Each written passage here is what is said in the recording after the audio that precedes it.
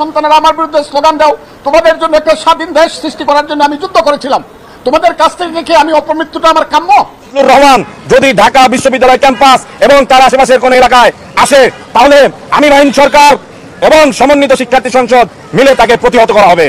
জুতো নিক্ষেপ শিক্ষার্থীদের এবং মুহুর্মুহুর স্লোগানে কিন্তু মুখরিত করছেন শিক্ষার্থীরা। আমি সঙ্গে সঙ্গে হাত জোড় করে মারতাম। দর্শক, 5ই আগস্ট যখন সাবেক স্বৈরাচারী সরকার বাংলাদেশ ছেড়ে পালিয়ে যায়, তখন অনেকেই মনে করেছিল যে নতুন একটি দেশে স্বাধীনভাবে নিঃশ্বাস ফেলতে পারবে কিংবা স্বাধীনভাবে বাঁচতে পারবে, কথা বলতে পারবে, কিন্তু সেটি যেন আশায় গুরুবালি। দর্শক, ভিডিও টাইটেল এবং থাম্বনেল দেখে বুঝে গিয়েছেন আমি আজকে কোন বিষয়ে কথা বলতে চাচ্ছি।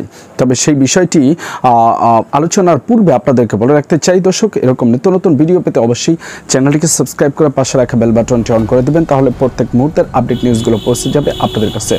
তো দর্শক, চলুন আমরা ভিডিওটি শুরু করছি। না, তাদেরকে আমি কালো শক্তি বলি না, আপনারা আমাকে দেখান, তাইলে আমি বলবো।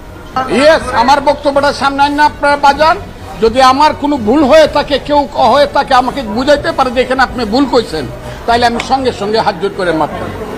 আজকে যে সন্তানেরা আমার বিরুদ্ধে স্লোগান দাও, তোমাদের জন্য একটা স্বাধীন দেশ সৃষ্টি করার জন্য আমি যুদ্ধ করেছিলাম, তোমাদের কাছ থেকে দেখে আমি অপমৃত্যুটা আমার কাম্য। যদি আমার কোনো কথায় তোমরা মনে করে থাকো আমি দেশের বিরুদ্ধে কথা বলছি বা তোমাদের কর্মকাণ্ডের বিরুদ্ধে কথা বলছি, আমার বিরুদ্ধে মামলা করো, আমাকে গ্রেফতার করো, আমাকে শাস্তি দাও। এই অধিকারের উপরে আজকে আমি দেখছি বাধা পড়ছে, আমাকে হত্যা করতে চায়। এবং বিদেশ থেকে কিছু ইউটিউবার, বিশেষ করে ফ্রান্স থেকে কয়েকদিন আগে 2 জন ইউটিউবার অর্ডার দিয়েছে আমাকে হত্যা করার জন্য। এবং কালকে রাত্রে বা পরশু রাত্রে দেখলাম এরা সবাই জামাতের লোক, তারা বলেছে ফজলুর রহমানকে গলা কেটে হত্যা করতে হবে ইত্যাদি ইত্যাদি। সেইগুলা তারা দূর থেকে বলছে, কিন্তু ছেলেরা একদম আমার বাসা পর্যন্ত গিয়ে যেভাবে স্লোগান দিচ্ছে, এতে করে আমি আশঙ্কা প্রকাশ করছি, শুধু আমার জীবনে আমি মৃত্যু ভয় পাই না, কিন্তু আমি মনে করি অপমৃত্যু তো আমার প্রাপ্য না। এই দেশটার জন্য আমি যুদ্ধ করেছি, কাজে আমার দেশে বাঁচার অধিকার আছে। আপনাদের মাধ্যমে আমি সারা বাংলাদেশের 18 কোটি মানুষের কাছে জিজ্ঞাসা করতে চাই, হে বাংলাদেশের মানুষ, আমি তো আজ থেকে 54 বছর আগে আপনাদের জন্য যুদ্ধ করেছিলাম। আজকে যে সন্তানেরা আমার বিরুদ্ধে স্লোগান দাও, তোমাদের জন্য একটা স্বাধীন দেশ সৃষ্টি করার জন্য আমি যুদ্ধ করেছিলাম, তোমাদের কাছ থেকে দেখে আমি অপমৃত্যুটা আমার কাম্য। যদি আমার কোনো কথায় তোমরা মনে করে থাকো আমি দেশের বিরুদ্ধে কথা বলছি বা তোমাদের কর্মকাণ্ডের বিরুদ্ধে কথা বলছি, আমার বিরুদ্ধে মামলা করো, আমাকে গ্রেফতার করো, আমাকে শাস্তি দাও। কিন্তু আমাকে হত্যা করার জন্য আমার বাসা পর্যন্ত মব সৃষ্টি করে গিয়া, যেটা গত 1 বছর যাবৎ বাংলাদেশের সবচেয়ে, এই পৃথিবীতে এবং বাংলাদেশের সবচেয়ে একটা কুখ্যাত নাম মব, সেই মব জাস্টিস আমার উপরে কি চলতে পারে কিনা এবং চলবে কিনা আমি প্রথমে বাংলাদেশের মানুষের কাছে জিজ্ঞাসা করতে চাই। শিয়া বাটার ও ভিটামিনে সমৃদ্ধ লিলি বিউটি সোপ, তারুণ্যময় উজ্জ্বল ত্বকের জন্য। রিমার্ক, হে বাংলাদেশের মানুষ, আপনারা যদি মনে করেন একজন মুক্তিযোদ্ধা হিসাবে নির্বিঘ্নে আমার বেঁচে থাকার অধিকার আছে, তাইলে আপনারা আমার জন্য দোয়া করবেন এবং আপনারা আমার জন্য আমার পক্ষে প্রতিবাদ করবেন যে ফজলুর রহমানকে নির্বিঘ্নে বাঁচতে দাও। 1 2 নম্বর হলো দলের ব্যাপারে আমার সঙ্গে দল যে শোকজ নোটিশ করেছে, সেই শোকজ নোটিশটা খুব স্বাভাবিক।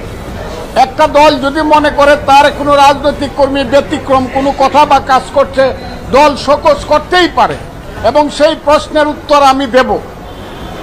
সেটার সঙ্গে তো এই মবের কোনো সম্পর্ক না। কাজে আমি আপনাদেরকে বলতেছি, সবকিছু মিলিয়ে আপনাদের মাধ্যমে আমি দেশের মানুষ, আমি আইন শৃঙ্খলা রক্ষাকারী বাহিনী, নিরাপত্তা বাহিনী, সবার কাছে আমি আহ্বান করতেছি, আপনারা আমার ফান্ডামেন্টাল রাইট, মৌলিক অধিকার এবং আমার সন্তানদের বেঁচে থাকার অধিকার, আমার স্ত্রীর বেঁচে থাকার অধিকার আপনারা দয়া করে নিশ্চিত করুন। এবং আইন শৃঙ্খলা রক্ষাকারী বাহিনী আজকে যে ভূমিকা নিয়েছে, আমি সেই ব্যাপারে সন্তুষ্ট। আবারও বলছি, আমি সেই ব্যাপারে সন্তুষ্ট। আমার বাসা থেকে ফোন করার সঙ্গে সঙ্গে 10 মিনিটের মধ্যে তারা এসে অন্তত আমাকে রক্ষা করার চেষ্টা করেছে, এখনো করছে। আর এখন 5 ঘন্টা যাবত এখন এই মব আমার সামনে, সেইটা সংখ্যায় যতই হোক, বিশ্রী স্লোগান দিয়ে মব বসে রয়েছে। আমি এই কথা বাসার সামনে বসে রয়েছে, আপনারা এই কথাটাও জেনে রাখুন। আপনাদের মাধ্যমে আমি এই কথাটাই আজকে বলতে আসছি, আমার জীবনের নিরাপত্তা পাওয়ার অধিকার সাংবিধানিকভাবে আমার আছে।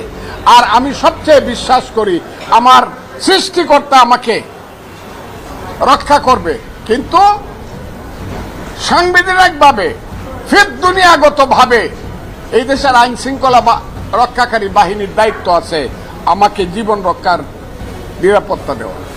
এই কথাটা বলার জন্য আমি আপনাদের সামনে। ফজলুর রহমান যদি ঢাকা বিশ্ববিদ্যালয় ক্যাম্পাস এবং তার আশেপাশের কোন এলাকায় আসে, তাহলে আমি আইন সরকার এবং সমন্বিত শিক্ষার্থী সংসদ মিলে তাকে প্রতিহত করা হবে।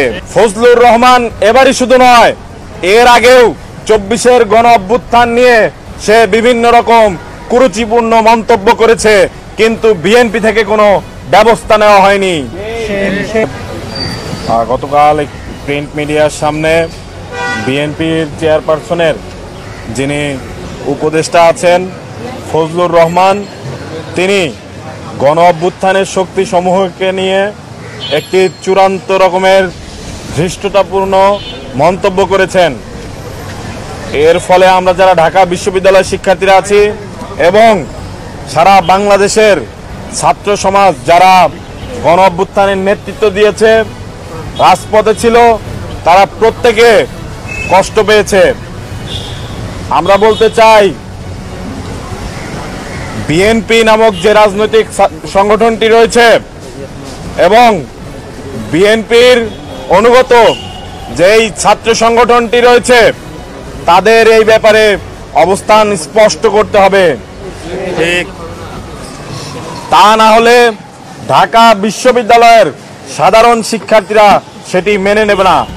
আপনারা জানেন 24 এটি আমাদের প্রজন্মের একটি অহংকার, এটি আমাদের প্রজন্মের নিজেদের রক্ত দিয়ে কেনা একটি বিষয়। এই ইতিহাসকে কেউ যদি মুছে দিতে চায়, তাহলে তাকে শক্তভাবে প্রতিহত করা হবে। বিএনপি চেয়ারপারসনের উপদেষ্টা ফজলুর রহমান এবারই শুধু নয়, এর আগেও 24-এর গণ অভ্যুত্থান নিয়ে সে বিভিন্ন রকম কুরুচিপূর্ণ মন্তব্য করেছে, কিন্তু বিএনপি থেকে কোনো ব্যবস্থা নেওয়া হয়নি। শুধু বিএনপি থেকেই নয়, বিএনপির যে ছাত্র সংগঠনটি রয়েছে তাদের তরফ থেকেও অফিসিয়ালি কোনো আওয়াজ আমরা দেখতে পাইনি। ঢাকা বিশ্ববিদ্যালয় এর শিক্ষার্থীরা 1921 সাল থেকে আজ পর্যন্ত যতগুলো আজাদীর আন্দোলন হয়েছে সবগুলোতে সম্মুখ সমরে থেকেছে এবং 24-এর গণ অভ্যুত্থানের নেতৃত্ব দানকারী দর্শক, এতক্ষণ পর্যন্ত আপনারা যাদের বক্তব্য শুনলেন, তাদের বক্তব্য শোনার পরে আপনাদের কি মনে হয় কিংবা কি মতামত সেটি জানাবেন অবশ্যই কমেন্টস বক্সে। যেই একটি দলকে উদ্দেশ্য প্রণোদিতভাবে বলা হচ্ছে এবং যেই দলটি এই চাঁদাবাজি কিংবা বিভিন্ন রাহাজানির সাথে লিপ্ত রয়েছে, সেই দলের নেতাকর্মীদের মুখে এমন বক্তব্য কিংবা এমন প্রতিবাদ, এটি কি কখনো সহনশীল কিংবা মেনে নেওয়ার মতো কিনা অবশ্যই জানাবেন কমেন্টস বক্সে। আজকের মতো এখানেই বিদায় নিচ্ছি, দেখা হবে অন্য কোনো ভিডিওতে। ততক্ষণ পর্যন্ত সকলেই ভালো থাকুন, সকলের সুস্বাস্থ্য কামনা করে এখানেই বিদায় নিচ্ছি।